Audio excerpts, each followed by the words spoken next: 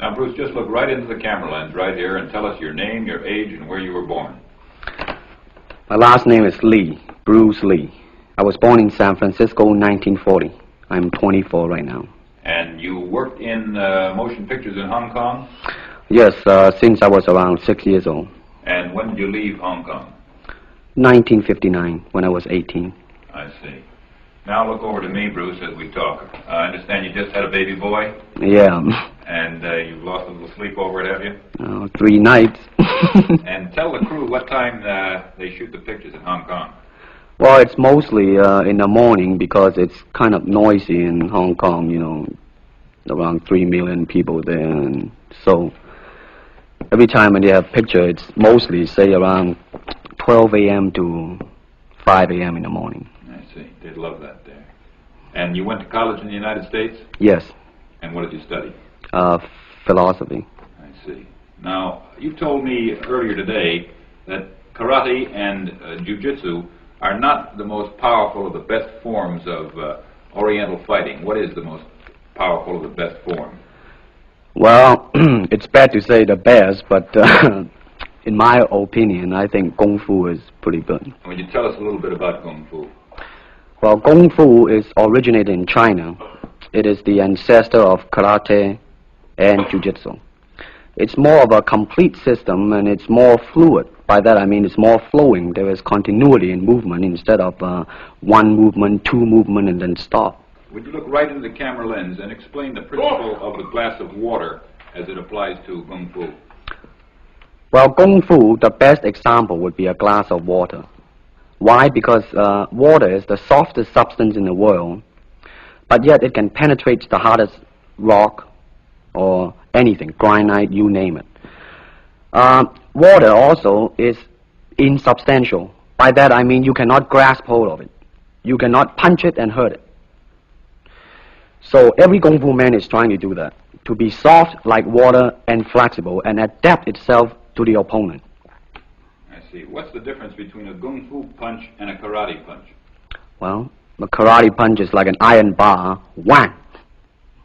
A Kung Fu punch is like an iron chain with an iron ball attached to the end, and it go whang, and it hurt inside. Okay. Now we're going to cut, and in just a second we'll have you stand up and show us some Gung Fu and some movements in Gung Fu. Okay. Cut. Got it. Okay. Test X2, take 1. Speed. Now look directly into the camera, Bruce. Directly at it. And now give me a 3/4 this way. And hold it. And give me a profile that way, all the way. Good. Hold it. Now come back to a profile on the other side. And hold that. Give me a 3/4 on that side. And then give me right into the camera again. All right. Now the camera will pull back. And Bruce, first show me the movements in the classical Chinese theater. Classical Chinese Well, theater. you know what we talked about in the office.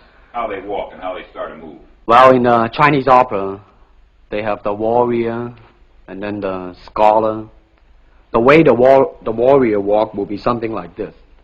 Walking this way, straight, come out, bend, straight, and then walk out again.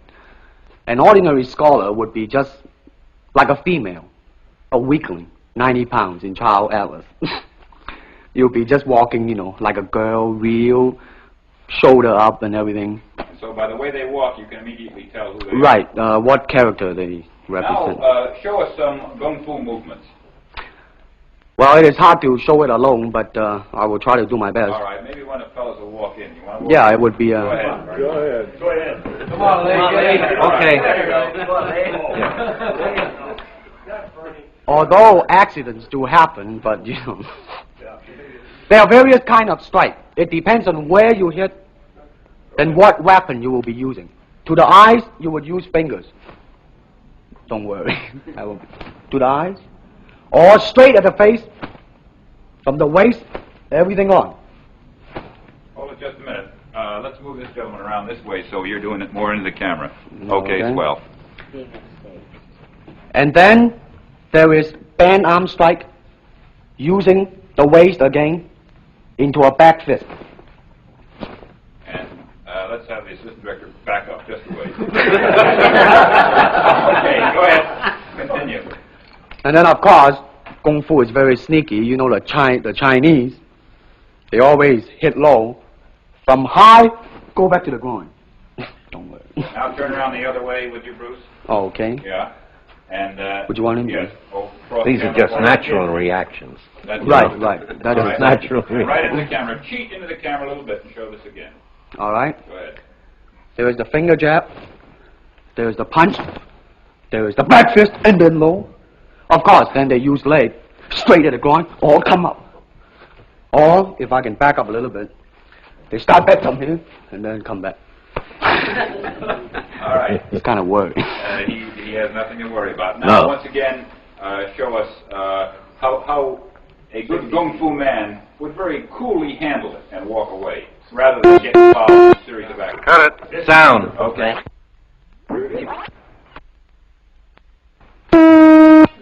Test X2, take 2. Now, Bruce, so that we can clearly see what you're doing this time, we'll face the fact that there's nobody there. Show me now the difference between jiu-jitsu, which is long and involved, and Gung Fu, which is very quick if you have an opponent. All right, for instance, you will read it in a book, in a magazine and everything, that when somebody grab you, you will first do this, and then this, and then, and then, and then, and then, thousands of steps before you do a single thing. Of course, these kind of magazine would teach you to be feared by your enemies and admired by your friends and everything. See? But in Kung Fu, it always involves a very fast motion. Like, for instance, a guy grabbing your hand. It's not the idea to do so many steps. Step him right on the instep. He'll let go. This is what we mean by simplicity. Same thing in striking and in everything. It has to be based on a very minimum motion so that everything would be directly expressed. One motion, and he's gone. Doing it gracefully, not to go, yelling and jumping all over him, but to do it. Excuse me. Listen. Okay, now show me once again just a few movements there. Well, Kung Fu can be practiced alone or with a partner. Practicing alone, they involve forms. Some imitate a crane, a monkey, a praying mantis. This is a crane form. Start off.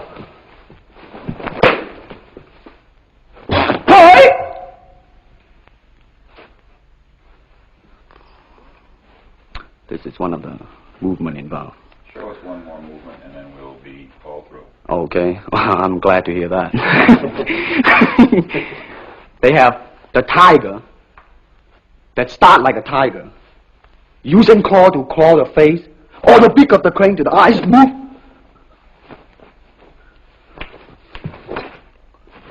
This is some of the movement involved. Thank you very much. Thank you very much.